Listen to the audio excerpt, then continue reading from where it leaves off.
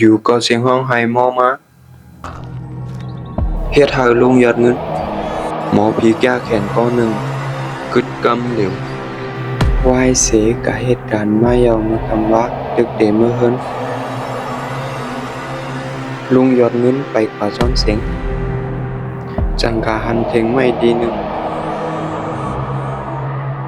ลุงก็ตกใจเมื่อหันดูอ่อนแรงก้อนหนึ่งอันถูกแปดไว้ในผ้าอุ่นลุงเน็ตหอบเอาลูกอ่อนขึ้นมาจังไหวด้วยกูผายกูตั้งหาว่าพาเว้นก้นออกมาแปดก้วยกาอำหันเมื่อพ้องหอบลูกอ่อนไว้อยู่ในอ้อมแขนของลุงยอดเงินสิ่งให้ก็เต็ดกว่าคำเหลวลุงยอดเงินคมด้วยสายตาลูกอ่อนมันกอดด้วยลุงมันนาลีฮักลูกอ่อนนาลีลูนาเป็นเฮาข้าได้ร่มราเจ้ากุ้ยไว้นั่นลุงก็หอบลูกอ่อนปอกเฮินไว้เสวันนั้นลุงยอดเงินเลี้ยงหลูลุ่มล้านลูกอ่อนหลีเต้เต้วาวาเหมือนเป็นลูกเต้เย่าก็ต่างสืบอันว่า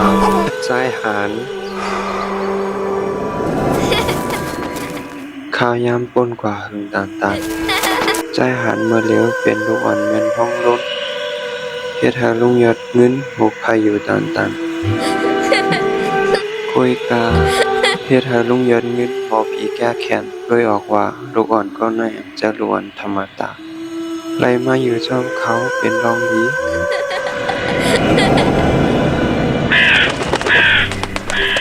โหคำวันนั้นลุงยอดเงินลงคูไหลมาตามมาเอาสายหานขึ้นเฮิรนไว้สิปล่อยให้ลูกอ่อนเล่นอยู่ทั้งวันก้อยกามหันลุงไหวซ้ายไหวขวาหาลูกใจอันใกล้เรียนอยู่จำในจังได้ยินเสียงหลวนห้องไห้มอมาตั้งในป่าจ้ามันเป็นเสียงใจหานลุงยอดเงินเหยียดแลนก่อจอมเสียงห้องไห้เผอมาถึงเย้าลุงก่อหันผีสามโตสุกหยอกใจหานพร้อมกันตั้งแบบลิ้นปินตาหลอกใจหานโอห้องไห้ลุงหันจึงนั้นลุงยอดเงินก็ต่อสาวออกหน้าพกกับแม่นมือเร็วกันย่ามือจมผีไหวหันลุงยอดเงินอย่ามาเกาลูกเกาเสียงใหญ่เอาผีดังสามอันโกลุงยอดเงินก็เลยหายกว่าทุกแยบตาลุงยอดเงินเน็ตแลนกว่าหอบเอาใจหันขึ้นมาก็พักเลยไม่จักไว้นั่นจ้องก้อยเอาบอกเฮิรนก้อยกาพองนั่นใจหันก็ดึกถูกบีหลอกอยู่เย้าโปว่าใจหันโกกะหือฟองเขายึงเคยหลอกกันนั่นก้อยกาเพราะมันหันบองหมอผีมันก็เน็ตแลนเข้ากันในป่าจ้านั้นกำเดียวลองวิ่งเห็นเขาในเขาอำไรมาป้อแหมอำนั้นก็มาเฮ็ดให้จุ่มเขามาเย้าเล่นโดยลองไข่โขหมอกกะนานก้อยเขาเป็นผีลุงยอดเงินเลี้ยงไว้ไว้เสไปเข่งกันมาปองหนึ่งเย้าลุงยอดเงินจังเฮ็ดหลักพลอยอันหนึ่งห้อยพันคอลูกไส้มันเย้าก่อวนไว้ว่าพอสายหันก็ใหญ่ขึ้นมาลุงเดสอนมันกระถาตั้งหมดตีเลยมีไว้เปิดดาแกตเคโตอย่าบอกคนตั้งน้ำ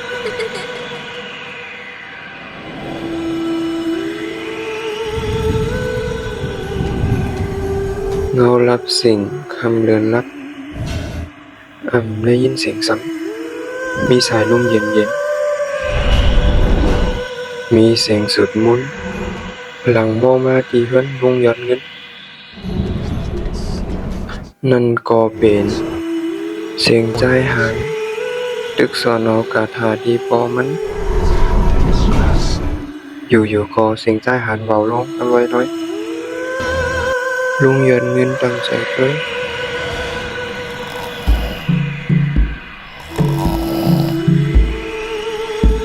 ไอ้หัน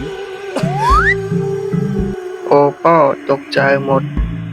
เมื่อขัดจะอินรัว ปอมหนูไม่เจอกาถาได้ปรับในลูกต้องไรหมดอย่างลูกอ่อนลัดเหมือนมันอกมันใจหานนั่นเรียบเห็นปรับกาถาไรไว้อำว่ากาถาโบราณมันก็ต้องไรเหมือนใจขึ้นกำเร็วไปก็ต้องได้ครับมานำลัดออกซบซื้อๆก้อยลุงยอดเงินลีใจจอมใจหันเตๆว่าโอมอพีมีปัญหายาวเสียงห้องมอมาตั้งนอกเฮ็ดให้บ่ได้ลุกไล่ลุกออกว่าตัวเผยกว่าหันคนอันมาห้องนั้นเป็นพี่สามตัวใกล้มายาวแต่หันมันก็เล็กมันก็ต้องไล่มีมันลุก เขาอีสังวดปัญญาลาจงสุด มีปัญหาเย้าโอมอพีไอมอพีคำถามมันเข้ามาในบาตาเตมาพอคุยเหนียวพีซอย ว่าสังก็ พีซอยเป็นพีตายหงอันตายฮุกตายให้เสเปินหาหลอกเปินกูติจังเนี้ยหมอพีลุงยศเงินยอบไว้ใจอ้างเสียงยอบไว้ดังโตดังวิ่งเงินเมื่อหลายปีปนมา พวกพี่สวยลูกออกมาเลยภาษาได้รู้แล้ว เตเฮ็ดจะฮือลีลาพ่อกะยับมันลีฮะลุงยอดเงินไหวมาด้วยใจหันเฮ็ดเหมือนน้ำพอใจมันสังวนไหลสิลองเย้าก็เอามือไปยิบโบมาลูกใจมัน คนที่ละการยับมันขอบินดุกทำใจปอกอีหังกับปอกในเป็นขายมดีอันเดลัยจอบซ้ำขวาลูกต้องเลยกระชาตั้งวดมันเอาลูกลาดอยู่ฮึเพราะว่าลูกโคก็ห้องหายอยู่ที่ไหนน่ะนะ